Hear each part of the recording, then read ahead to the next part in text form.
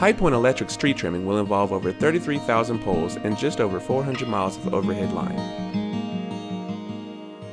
To prevent unsafe conditions, High Point Electric is committed to protecting the safety of the public, customers, and employees. Trees conduct electricity and create potential safety hazards when branches grow too close to power lines. We also want to protect our line crews, who are often exposed to dangerous situations when called to repair tree-related damage. Our primary job is to provide reliable electric service to homes and businesses throughout our service territory.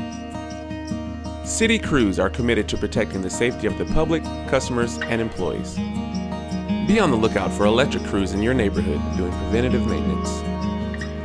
If you're a High Point Electric customer and have safety concerns regarding trees and power lines, you can contact customer service at 336-883-3111.